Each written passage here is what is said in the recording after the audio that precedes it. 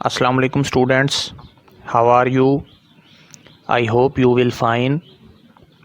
Students, आज हम लोग साइंस की एक बहुत ही इंटरेस्टिंग ब्रांच स्टडी करने जा रहे हैं और वो है केमिस्ट्री। जी हाँ, केमिस्ट्री एक बहुत ही इंटरेस्टिंग सब्जेक्ट है। मैं ये नहीं कहता कि ये सिंपल है, कॉम्प्लेक्स है, मगर इंटरेस्टिंग है। केमिस्ट्री के बारे में मैं एक जुमला कहता हूँ कि आप जो खाते हो, जो पीते हो, जो पहनते हो, जो ओढ़ते हो, जो बिछाते हो, वो सब केमिस्ट्री है। अब मेरी इस बात का क्या मतलब है, ये आपको तब समझ आएगी जब आप केमिस्ट्री को पढ़ चुके होंगे या थोड़ा बहुत समझ चुके होंगे। तो आइए स्टार्ट करते हैं अपना फ़र्स्ट लेक्चर केमिस्ट्री का। ज़ाहिर सी बात है कि फ़र्स्ट लेक्चर जो होता है वो इंट्रोडक्शन बेस होता है। इसमें हमने केमिस्ट्री का इंट्रोडक्शन पढ़ना है। अब इंट्रोडक्शन में हमने कौन कौन से पॉइंट्स डिस्कस करने हैं। सबसे पहला, व्हाट इज़ केमिस्ट्री, केमिस्ट्री क्या है। फिर हमने एटिमोलॉजी ऑफ केमिस्ट्री पर बात करनी है।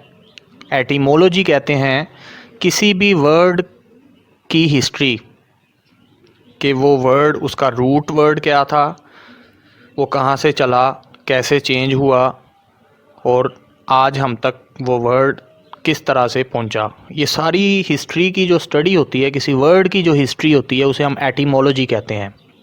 तो हमने केमिस्ट्री वर्ड की एटिमोलॉजी पढ़नी है। उसके बाद हमने केमिस्ट्री की हिस्ट्री पढ़नी है कि ये जो सब्जेक्ट है, ये जो ब्रांच है साइंस की, जिसे आज ऑर्गेनाइज़ कर दिया गया है और बुक्स की फॉर्म में आज हम लोग इसको पढ़ते हैं, आया इसका तारीख़ में भी कोई इंटरेस्ट रहा है लोगों के अंदर? क्या लोग इस फील्ड से वाकिफ़ थे तारीख़ में भी? अगर वाकिफ़ थे तो वो किस अंदाज से वाकिफ़ थे, केमिस्ट्री को किस तरह से वो लोग पढ़ते थे या उसके ऊपर जो है वो स्टडी करते थे, ये चीज़ हमने देखनी है। और फिर जब ये बातें हम लोग पढ़ लेंगे तो फिर उसके बाद हम केमिस्ट्री की कुछ डेफिनेशंस करने की कोशिश करेंगे। And then we will study the significance of chemistry. हम केमिस्ट्री की अहमियत जो हमारी लाइफ में है वो देखेंगे। और फिर हम केमिस्ट्री का स्कोप या कैरियर, या आप कह लें कि उसका जो फ्यूचर है, एक स्टूडेंट केमिस्ट्री पढ़ने के बाद किस फील्ड में जा सकता है, ये देखेंगे। और फिर उसके बाद हम लोग कुछ फेमस केमिस्ट के मुतालिक जानेंगे, क्योंकि जब भी आप साइंस की किसी ब्रांच के बारे में पढ़ते हैं तो आपको उस ब्रांच से मुतालिक जो फेमस जो नाम होते हैं उनके बारे में आपको इल्म होना चाहिए। तो स्टूडेंट्स, ये हमने फोकस करने हैं टॉपिक्स। तो आइए स्टार्ट करते हैं।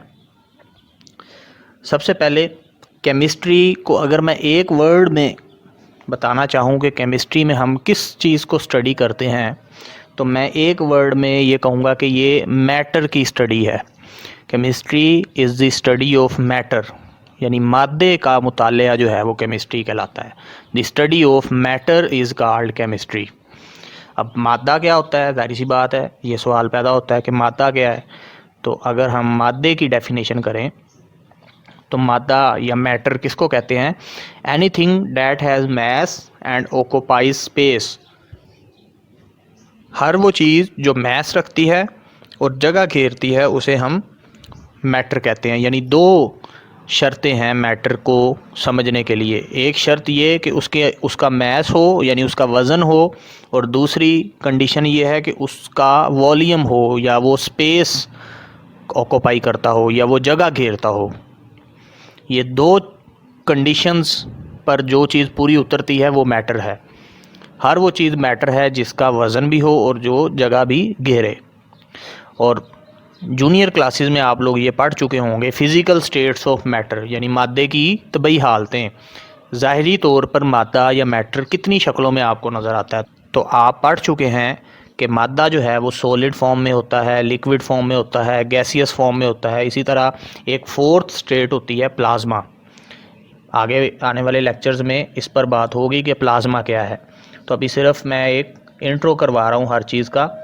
मैंने ये कहा कि केमिस्ट्री जो है वो मादे की स्टडी का नाम है, और मादा क्या है, मैटर क्या है, हमारे इर्द गिर्द हर वो चीज़ जो वज़न रखे और जगह घेरे उसे हम क्या कहते हैं, मैटर कहते हैं। तो अब आ जाइए एटिमोलॉजी ऑफ केमिस्ट्री पर, कि केमिस्ट्री का वर्ड किसने सबसे पहले तजवीज़ किया और वो कैसे चेंज होते हुए आज हम तक पहुंचा।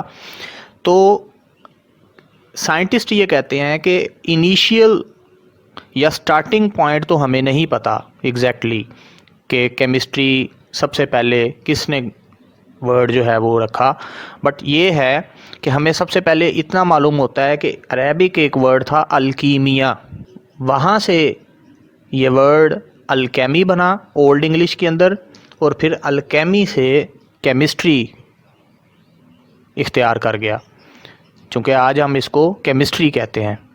तो अल्कीमिया से अल्केमी और फिर केमिस्ट्री, ये इसकी यानी कि हिस्ट्री है वर्ड की। अब आ जाइए केमिस्ट्री का जो नॉलेज है, क्या पुराने ज़माने के लोग भी इससे वाकिफ़ थे?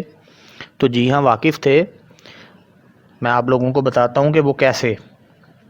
आपने एक मूवी देखी होगी हैरी पॉटर, उसकी मुख्तलिफ़ सीरीज़ हैं। अब आप लोग कहेंगे कि ये केमिस्ट्री के अंदर हैरी पॉटर का ज़िक्र कैसे आ गया? तो बिल्कुल, हैरी पॉटर जो है उसकी एक सीरीज़ है Harry Potter and the philosopher's stone.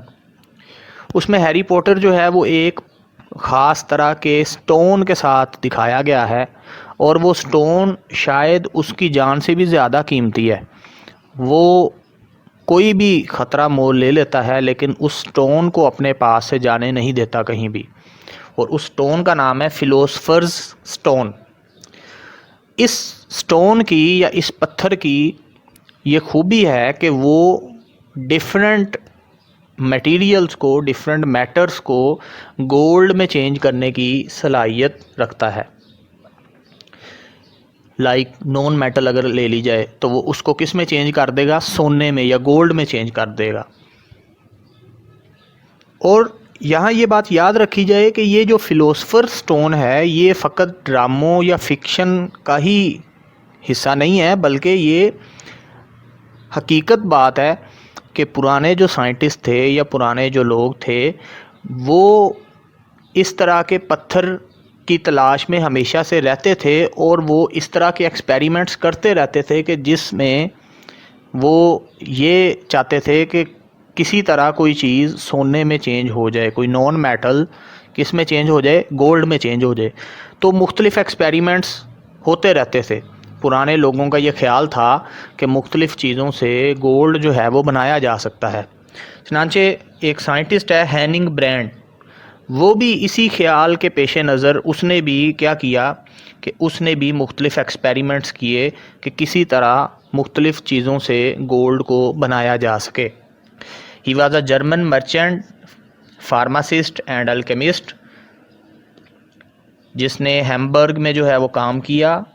और उसने क्या किया कि उसने एक्चुअली एक एक्सपेरिमेंट किया, और वो एक्सपेरिमेंट ये था कि उसने यूरिन लिया और उस यूरिन को हीट करना शुरू किया, और जब उसको हीट किया तो वो इवेपोरेट हो गया, और उसका जो पीछे रेजिड्यूल बचा, जो पीछे जो बीकर के अंदर या फ्लास्क के अंदर जो बाकी जो मवाद जो बचा, तो उसको उसने फिर मज़ीद हीट किया।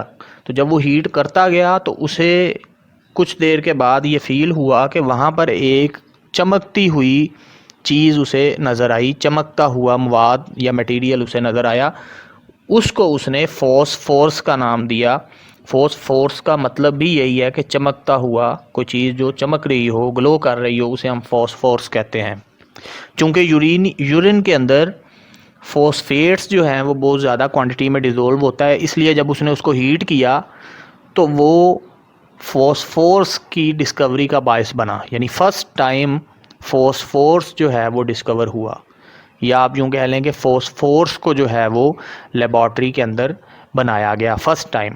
और ये फ़र्स्ट एलिमेंट था जो लेबॉर्ट्री के अंदर हैनिंग ब्रैंड ने बनाया। वो इसे बनाना तो नहीं चाहता था, बल्कि वो तो एक और एक्सपेरिमेंट कर रहा था, यानी उसके पेश नज़र तो ये था कि वो किसी तरह से सोने को बनाए, गोल्ड को बनाए। जैसे कि मैंने कहा कि पुराने लोगों की ये कोशिश थी और वो मुख्तलिफ़ तजर्बात करते रहते थे कि किसी तरह सोने को बना लिया जाए। तो ये भी बेसिकली वही तजर्बा करना चाह रहा था, लेकिन मौज़ाती तौर पे कह लें या अनएक्सपेक्टेडली कह लें, उसने फॉस्फोरस को जो है वो डिस्कवर किया। तो इस तरह गोया ये मालूम होता है कि ये केमिस्ट्री जो है ये एक बहुत पुराना इसकी तारीख़ है। लोग इसको मुनज़्ज़म शक्ल में तो ना सही, लेकिन अपने एक्टिविटीज़ में कहीं ना कहीं इसकी जो एप्लीकेशंस हैं वो रखते थे हिस्ट्री में भी।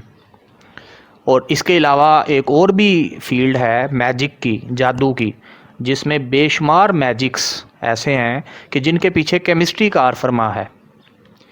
अंडा जो है वो एक बारीक सी बोतल में से कैसे गुज़र जाता है, ठीक है, ये भी केमिस्ट्री की बदौलत है, इसके पीछे भी केमिस्ट्री वजह है। इसी तरह बाकी भी बहुत बेशुमार किस्म के ऐसे जादू जिन्हें हम मैजिक कहते हैं, वो बेसिकली केमिस्ट्री ही की बदौलत जो है वो अंजाम पाते हैं। एक लेक्चर इस पर मैं बनाऊंगा जो कि यकीनन आप बच्चों के लिए इंटरेस्टिंग होगा। उसमें फिर मैं बताऊंगा कि कौन से मैजिक के पीछे केमिस्ट्री का कौन सा केमिकल या कौन सा प्रिंसिपल जो है वो कार फरमा है। तो इंशाल्लाह जल्दी मैं ये लेक्चर भी एक, आप यूँ कह लें कि टॉपिक से हट के ज़रूर बनाऊँगा, जो कि आप लोगों के लिए बहुत ही इंटरेस्टिंग साबित होगा। तो स्टूडेंट्स, नेक्स्ट जो हमारा टॉपिक है वो ये है कि केमिस्ट्री को अगर हम डिफ़ाइन करें, कुछ डेफिनेशंस की बात कर लें, तो जाहिर है कि जैसे मैंने पहले आपको कहा कि केमिस्ट्री क्या है, it is the study of matter, ये मादे के मुताले का नाम है। तो एक तो डेफिनेशन छोटी सी ये बन सकती है कि the study of matter is called chemistry. Second ये बन सकती है कि chemistry is the scientific study of the structure of substances end of the way that they react with other substances, कि ये किसी सब्सटेंस के स्ट्रक्चर को स्टडी करने का तरीका है या नाम है, और उस सब्सटेंस का किसी दूसरी सब्सटेंस के साथ रिएक्शन करने को भी अगर हम स्टडी कर रहे हैं तो हम गोया क्या स्टडी कर रहे हैं, हम केमिस्ट्री को स्टडी कर रहे हैं। तो गोया इसमें हम लोग सब्सटेंस को स्टडी करते हैं। सब्सटेंस कहते हैं शय को, किसी चीज़ को। तो आप कह लें कि मैटर को स्टडी करते हैं या आप कह लें कि सब्सटेंस को स्टडी करते हैं, तो एक ही बात है। इसी तरह एक तीसरी जो डेफिनेशन है वो आपकी बुक के अंदर दी हुई है, the branch of science which deals with the composition, structure, properties and reaction of matter is called chemistry. यानी साइंस की ऐसी ब्रांच जिसमें हम मैटर की किन किन चीज़ों को स्टडी करते हैं। Number 1 composition, number 2 structure, number 3 properties, number 4 reactions. ये 4 चीज़ें हम स्टडी करते हैं मैटर की, किसके अंदर, केमिस्ट्री के अंदर। कंपोजिशन क्या होती है कि कोई मादा जब आप लेते हो, कोई भी सैंपल ले लेते हो जिसको आपने स्टडी करना है अपने इर्द गिर्द से, तो आप ये देखते हो कि वो किन किन हिस्सों पर मुश्तमिल है, उसके अंदर कौन कौन सी चीज़ मौजूद है, इसे हम कहते हैं कंपोजिशन। यानी उसके अंदर कौन कौन से एलिमेंट्स मौजूद हैं, कौन कौन से कंपाउंड्स मौजूद हैं या कौन से मिक्सचर मौजूद हैं, ठीक है। तो कोई भी चीज़ जिन हिस्सों पर मुश्तमिल होती है, उन हिस्सों को जब हम देखते हैं तो उसे हम क्या कहते हैं, कंपोजिशन कहते हैं। Second structure. अब स्ट्रक्चर में भी 2 बातें हैं कि या तो जिस चीज़ को आप स्टडी कर रहे हो उसका ज़ाहिरी स्ट्रक्चर जो आपको नज़र आ रहा है वो क्यूब शेप का है, वो लंबी शेप का है, वो स्क्वायर शेप का है, वो गोल शेप का है, किस शेप का है, एक तो ये स्ट्रक्चर हो सकता है। या फिर उसके अंदर जो एटम्स हैं उनका आपस में क्या स्ट्रक्चर है, एटम जो आपस में जुड़े हुए हैं, जो बॉन्ड बनाए हुए हैं एटम्स, उनका आपस में क्या एंगल है, बॉन्ड एंगल क्या है, बॉन्ड लेंथ क्या है, ठीक है ना, डेंसिटी क्या है, ये सारी बातें स्ट्रक्चर में आ जाती हैं। प्रॉपर्टीज़ कहते हैं खसूसियात को, कि जिस चीज़ को आप स्टडी कर रहे हो उसकी खसूसियात क्या हैं, उसकी फ़िज़िकल प्रॉपर्टीज़ क्या हैं और उसकी केमिकल प्रॉपर्टीज़ जो हैं वो क्या हैं। फिर इसी तरह नेक्स्ट जो है वो रिएक्शंस, कि केमिस्ट्री जो है उसके रिएक्शन दूसरी चीज़ों के साथ, वो जब रिएक्शन करती है एक चीज़ तो वो क्या प्रोडक्ट जो है वो बना कर देती है। तो ये सारी चीज़ें जब हम स्टडी करते हैं तो इसे हम क्या कहते हैं जी, केमिस्ट्री कहते हैं। तो नेक्स्ट जो है वो है जी सिग्निफिकेंस या इम्पोर्टेंस या रोल या एप्लीकेशंस ऑफ केमिस्ट्री, यानी केमिस्ट्री की हमारी ज़िंदगी में क्या अहमियत है, क्या इसका किरदार है। तो अगर हम बात करें अहमियत की, तो पहले मैं बुक की लाइंस पढ़ देता हूँ। Importance of petrochemical products, medicines and drugs, soap, detergents, paper, plastic, paints, pigments, insecticides, pesticides, which all are fruit of the efforts of chemist. तो अब कौन कौन से उसने पॉइंट्स जो हैं वो बताए हैं। सबसे पहला पॉइंट है जी पेट्रोकेमिकल प्रोडक्ट, सेकंड है medicine, drugs, detergents, paper, plastics, pigments, insecticides and pesticides etc. एक एक करके इस पर बात करते हैं। फर्स्ट है पेट्रोकेमिकल प्रोडक्ट्स। अब पेट्रोकेमिकल प्रोडक्ट्स क्या होती हैं? देखिए, साइंटिस्ट ये कहते हैं कि ज़मीन के ऊपर जब कोई लिविंग थिंग डेड होती है, लिविंग थिंग का मतलब कोई एनिमल या कोई प्लांट जब डेड हो जाता है, जब मर जाता है, जब मुर्दा हो जाता है, तो आहिस्ता आहिस्ता वो ज़मीन के नीचे दबना शुरू हो जाता है, यानी उसके ऊपर मिट्टी की लेयर आती जाती है और वो नीचे की जानिब जाना शुरू हो जाता है। जब सालों गुजर जाते हैं, सैकड़ों साल गुजर जाते हैं, हज़ारों साल गुजर जाते हैं, तो वो मुर्दा जानवर या पौधा जो ज़मीन के नीचे दब चुका है, वो हाई टेम्परेचर या हाई टेम्परेचर और हाई प्रेशर की वजह से वो डीकम्पोज हो जाता है, तोड़ फोड़ का शिकार हो जाता है, और वो या तो सॉलिड एक मादे में चेंज हो जाता है, सॉलिड मैटर में, जिसे हम कोल कहते हैं यानी कोयला, या वो डीकम्पोज होके लिक्विड में चेंज हो जाता है जिसे हम पेट्रोलियम कहते हैं। ये एक ब्लैक सा ऑयल होता है, डार्क ब्राउन या डार्क ग्रीन या ब्लैक ऑयल होता है ख़ास तरह का, इसमें चेंज हो जाता है, इसे हम पेट्रोलियम कहते हैं। या वो मैटर, लिविंग मैटर जो डेड हो चुका है, वो डिकम्पोज होने के बाद गैस में चेंज होता है जिसे हम नेचुरल गैस कहते हैं। तो फिर साइंटिस्ट क्या करते हैं? ड्रिलिंग करके बड़े बड़े पंप लगा के ज़मीन में इन तीनों चीज़ों को निकालते हैं। कोयले को भी निकालते हैं, पेट्रोलियम यानी वो लिक्विड ऑयल, क्रूड ऑयल को भी निकालते हैं, और इसी तरह गैस को भी निकालते हैं, और फिर उसको अपने फ़ायदे के लिए यूज़ करते हैं डेली यूजेस में। अब जो सेकंड चीज़ है पेट्रोलियम, जो लिक्विड, एक डार्क लिक्विड क्रूड ऑयल है हाई डेंसिटी का, ये जो पेट्रोलियम है, इसको जब बाहर निकाला जाता है तो केमिस्ट क्या करते हैं कि इसको रिफ़ाइन करते हैं, इसके मुख्तलिफ़ पार्ट्स, इसके हिस्सों को, इसके फ्रैक्शंस को अलग अलग करते हैं, और फिर उनको अपने डेली यूज़ में लेकर आते हैं। तो पेट्रोलियम से जो मुख्तलिफ़ चीज़ें हासिल होती हैं, जो मुख्तलिफ़ प्रोडक्ट्स हासिल होती हैं, उन्हें हम क्या कहते हैं? पेट्रोकेमिकल प्रोडक्ट्स कहते हैं। और फिर इनका यूज़ क्या है? यूजेस मैंने यहाँ पर एक पिक में दिखाया है आपको कि एडहेसिव्स यानी चिपकने वाले मादे, गूंद वगैरह या एल्फी या इस तरह की जो चीज़ें गम्स होती हैं, ठीक है। उसके अलावा कॉस्मेटिक्स है, रबड़ है, फैब्रिक्स है, कपड़े, प्लास्टिक, पेंट, ये सारी जो चीज़ें हैं, ये सारी पेट्रोकेमिकल प्रोडक्ट्स पर मुश्तमिल होती हैं। नेक्स्ट है जी डिटर्जेंट्स। अब डिटर्जेंट्स क्या होते हैं, ये गर्ल से बेहतर कौन जान सकता है। जी हाँ, इधर संडे आई नहीं और उधर एक अच्छी खासी लड़की जो है वो काम वाली मासी के रूप में आपको नज़र आती है, और अम्मी जो है वो कपड़े धोने में लगा देती हैं, तो उन्हें बेहतर पता है कि डिटर्जेंट क्या होता है। तो डिटर्जेंट जो है वो वॉशिंग पाउडर को कहते हैं, यानी कि कपड़े धोने में जो इस्तेमाल होता है। बोनस हो गया, ब्राइट हो गया, सर्फ एक्सल हो गया, ये सारे के सारे इन्हें क्या कहते हैं? डिटर्जेंट्स कहते हैं। अब जाहिर है कि ये केमिस्ट्री की वजह से ही हम तक पहुँचे। नेक्स्ट जो केमिस्ट्री की वजह से हम तक चीज़ पहुँची है वो है जी पिगमेंट्स। पिगमेंट एक जनरल वर्ड है, यानी इसका मतलब होता है रंग। और अब रंग से मुराद आम तौर पर तो हम यही लेते हैं कि मसलन हम कॉपी पे जब कोई ड्राइंग बना रहे होते हैं तो हम जो कलर कर रहे होते हैं हम उन्हें जानते हैं, या मसलन हम जो आप कह लें कि जो दीवारों पर पेंट होता है हम उन्हें कलर कहते हैं। लेकिन क्या आपने गौर किया है कि आप जब कोई प्लास्टिक की चीज़ यानी प्लास्टिक का फ़र्ज़ करें मेज़ लाते हैं घर में और वो रेड कलर का है तो उसके अंदर भी तो कलर मौजूद है ना, वो कलर कौन सा होता है? अब ज़ाहिर है वो ना तो दीवार वाला पेंट होता है ना वो आपकी पेंसिल वाला कलर होता है, वो तो एक परमानेंट टाइप का कलर होता है जो उतरता भी नहीं है। इसका मतलब ये है कि आपके इर्द गिर्द जितने भी कलर नज़र आ रहे हैं वो मुख्तलिफ़ टाइप्स के हैं, वो मुख्तलिफ़ तरह के हैं, तो इन्हें हम पिगमेंट्स कहते हैं।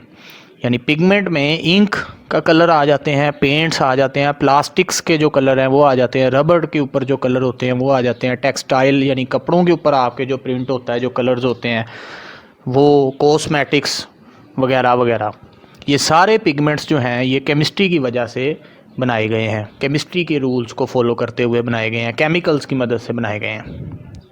नेक्स्ट है जी इंसेक्टिसाइड्स, पेस्टिसाइड, फंजीसाइड, हर्बिसाइड्स। ये क्या चीज़ें हैं? ये भी ख़ास तरह के केमिकल्स हैं, ये ख़ास तरह की मेडिसिन्स हैं जो मारने के लिए, किसी चीज़ को किल करने के लिए काम आती हैं। यहाँ पर एक बात याद रखें कि ये जितने भी वर्ड्स हैं इन सब के लास्ट पे आप एक चीज़ देखेंगे और वो है CIDE, यानी ये जो साइड का जो वर्ड है इसका मतलब होता है किल करना, मारना। जैसे आपने एक वर्ड सुना होगा सुसाइड, अपने आप को मारना। तो कहने का मतलब ये है कि किसी भी वर्ड के लास्ट पे जब आप साइड का वर्ड देखें तो उसका मतलब होता है किल करने वाली कोई चीज़। तो अब जब आप इंसेक्टिसाइड पर गौर करेंगे तो इंसेक्ट का मतलब क्या होता है? कीड़ा, और साइड का मतलब किल करना। तो इसका मतलब ये हुआ कि इंसेक्टिसाइड का मतलब क्या होगा? इंसेक्ट को किल करने वाली मेडिसन। इसी तरह पेस्टिसाइड, पेस्ट कहते हैं फसली जो कीड़े मकोड़े, सूंडियाँ वगैरह होती हैं, इन्हें पेस्ट कहते हैं। तो पेस्टिसाइड से मुराद जो पेस्ट को किल करने वाली मेडिसिन्स हैं, या फंजीसाइड यानी जो फंगस को किल करती हैं, या हर्बिसाइड यानी जो हर्ब्स को, जड़ी बूटियों को किल करती हैं। तो ये सारी की सारी जो मेडिसिन्स हैं ये सारी की सारी केमिकल्स पर मुश्तमिल होती हैं, और केमिकल्स जो हैं वो केमिस्ट्री की वजह से हम तक पहुंचते हैं। केमिस्ट्री ही असल में इन सब की वजह है। नेक्स्ट जो हमारा टॉपिक है वो है जी स्कोप ऑफ केमिस्ट्री, यानी केमिस्ट्री का हमारी लाइफ में क्या स्कोप है। केमिस्ट्री पढ़ने के बाद एक स्टूडेंट फ्यूचर में क्या कर सकता है, किस फील्ड में जा सकता है। तो सबसे पहले तो अगर कोई स्टूडेंट केमिस्ट्री पढ़ रहा है और उसके साथ बायो भी पढ़ रहा है तो वो जाहिर है उसे भी पता है कि उसने सबसे पहले जो उसकी प्रायोरिटी है वो ये है कि वो MBBS में जाए, डॉक्टर बने। तो एक तो केमिस्ट्री पढ़ने के बाद बायो के साथ आप MBBS कर सकते हैं, और अगर MBBS में खुदा ना खास्ता एडमिशन नहीं भी होता तो कोई बात नहीं, नेक्स्ट जो फील्ड है केमिस्ट्री से रिलेटेड वो है जी PharmD, यानी आप फार्मासिस्ट बन सकते हैं। आप मेडिसिन्स को बनाने का तरीका जो है वो सीख सकते हैं, तो उन्हें हम फार्मासिस्ट कहते हैं। और अगर ये नहीं तो केमिकल इंजीनियरिंग है, उसमें जा सकते हैं, एनालिटिकल केमिस्ट्री में जा सकते हैं, एक फील्ड है बायोकेमिस्ट्री, उसमें जा सकते हैं, न्यूक्लियर केमिस्ट्री में जा सकते हैं। और अगर आप इन फील्ड्स में नहीं भी जाते तो आप लेक्चरशिप में जा सकते हैं, यानी केमिस्ट्री पढ़ने के बाद केमिस्ट्री के टीचर की हैसियत से, लेक्चरर की हैसियत से आप यूनिवर्सिटी लेवल पर, कॉलेज लेवल पर आप केमिस्ट्री जो है वो पढ़ा सकते हैं। तो ये सारे के सारे जो ये सारी जो फील्ड्स हैं, ये सब की सब जो फील्ड्स हैं ये स्टूडेंट के लिए बहुत अच्छी जो हैं वो साबित होती हैं। नेक्स्ट हमारा जो लास्ट पॉइंट है वो ये है कि फेमस केमिस्ट कौन कौन से थे। जाहिर है एक अच्छा स्टूडेंट जो केमिस्ट्री का है उसको इस बात का पता होना चाहिए कि केमिस्ट्री में कौन कौन से अजीम लोग जो हैं वो ऐसे आए हैं कि जिन्होंने परफॉर्म किया है, एक सिग्निफिकेंट रोल प्ले किया है। तो उन्हें फिंगर टिप्स पर केमिस्ट्स के नाम याद होने चाहिए। तो हम कुछ केमिस्ट के नाम आपको बता रहे हैं। सबसे पहले जो आपको याद होना चाहिए वो जी Jabir ibn Hayyan, he was a Muslim scientist, जिन्हें फादर ऑफ केमिस्ट्री भी कहा जाता है। ये सबसे पहले आपको याद होना चाहिए। आपसे जब कोई पूछे कि केमिस्ट्री में कोई ऐसा साइंटिस्ट बताएं कि जो बहुत मशहूर तारीख़ में गुज़रा हो या बहुत फेमस हो, तो आप जाबर इब्ने हयान का नाम बता सकते हैं, और वो मुस्लिम साइंटिस्ट था। नेक्स्ट डिमिट्री मेंडलीव, ये एक नाम याद रखना है आपने। आप अपनी बुक में भी इसका जिक्र पढ़ेंगे। फिर मैरी क्यूरी, इसी तरह एक नाम है नील बोहर, इसी तरह Ernest Rutherford, John Dalton, Robert Boyle, इसी तरह Alexander Charles, Frederick Wohler and Werner Heisenberg. तो ये कुछ केमिस्ट हैं कि जिनके नाम आप अक्सर सुनेंगे, अपनी बुक्स में पढ़ेंगे, आप लोगों को पता होने चाहिए। इनमें से सबका तो नहीं, लेकिन फर्स्ट जो 3 हैं उनका थोड़ा थोड़ा इंट्रो मैं आप लोगों को करवा देता हूँ। फर्स्ट साइंटिस्ट हैं जी जाबर इब्न हयान, जिन्हें फादर ऑफ केमिस्ट्री कहा जाता है। वेस्ट में इनको जैबर के नाम से पुकारा जाता है। इनका पूरा नाम अबू मूसा जाबर इब्न हयान था। ईरान में खुरासान में पैदा हुए। इन्होंने एक बुक लिखी किताब अल कीमिया, और इनके इंट्रोड्यूस करवाए हुए वेरियस मेथड्स आज भी फॉलो किए जाते हैं, जैसे कि डिस्टिलेशन, फ्रैक्शनल डिस्टिलेशन, फिल्ट्रेशन। ये सारे जो प्रोसेस हैं ये जाबर इब्न हयान ने ही इंट्रोड्यूस करवाए थे, जिनकी केमिस्ट्री में बहुत ज़्यादा जिनका यूज़ किया जाता है। इसी तरह उन्होंने 3 मिनरल एसिड्स इंट्रोड्यूस करवाए, दिए बनाकर HCl, H2SO4 और HNO3, जिसमें से H2SO4 को किंग ऑफ केमिकल्स कहा जाता है। ये तीनों एसिड जाबर इब्न हयान ने ही बनाकर दिए थे। सेकंड जो केमिस्ट हैं वो है जी डिमिट्री मेंडलीव। ये आप अपनी बुक के 3rd चैप्टर में इनके बारे में पढ़ेंगे कि ये रशियन केमिस्ट थे, और इनका जो कारनामा है वो ये है कि इन्होंने पीरियोडिक टेबल बना कर दिया, एक पीरियोडिक लॉ बनाया, और फिर उसकी बेस पर एक पीरियोडिक टेबल बनाया जिसे हम मेंडलीव का पीरियोडिक टेबल कहते हैं। अब पीरियोडिक टेबल क्या होता है वो डिटेल से जब उसका जिक्र आएगा, बात आएगी आगे, तब आप लोगों को पता चल जाएगा। नेक्स्ट जो हैं वो मैरी क्यूरी। ये बहुत ही एक हैरत अंगेज़ एक आप कह लें कि ब्रेन था, एक जीनियस जो हैं वो खातून थी, फ्रेंच फिजिसिस्ट थी, केमिस्ट थी। ये पहली वुमेन थी हिस्ट्री में कि जिनको नोबेल प्राइज़ दिया गया, और पहली वुमेन है कि जिनको 2 मरतबा नोबेल प्राइज़ दिया गया। यानी और कोई खातून ऐसी नहीं है कि जिनको 2 मरतबा नोबेल प्राइज़ दिया गया, बल्कि शायद कोई मर्द भी नहीं है। ये वाहिद इंसान हैं कि जिनको 2 मरतबा नोबेल प्राइज़ से नवाजा गया, और ये उस फैमिली का हिस्सा हैं कि जिनके 5 लोगों को नोबेल प्राइज़ दिया गया था। इन्होंने रेडियो एक्टिविटी पर बहुत बेहतरीन काम किया था, और ये एक बहुत ही शानदार केमिस्ट जो हैं वो रही हैं। तो स्टूडेंट्स, आई होप कि आपको इंट्रोडक्शन जो है केमिस्ट्री का वो बहुत ज़्यादा पसंद आया होगा, आपके लिए इंफॉर्मेटिव साबित हुआ होगा। इंशाल्लाह नेक्स्ट लेक्चर्स में हम केमिस्ट्री के कॉन्सेप्ट्स पर बात करेंगे। अदर जो कॉन्सेप्ट्स हैं, सबसे पहले कुछ लेक्चर्स में हम लोग बेसिक्स टर्मिनोलॉजीज़ को डिस्कस करेंगे डिटेल से, फिर हम लोग बड़े बड़े टॉपिक्स जो हैं वो भी डिस्कस करेंगे। तब तक के लिए अल्लाह हाफिज़।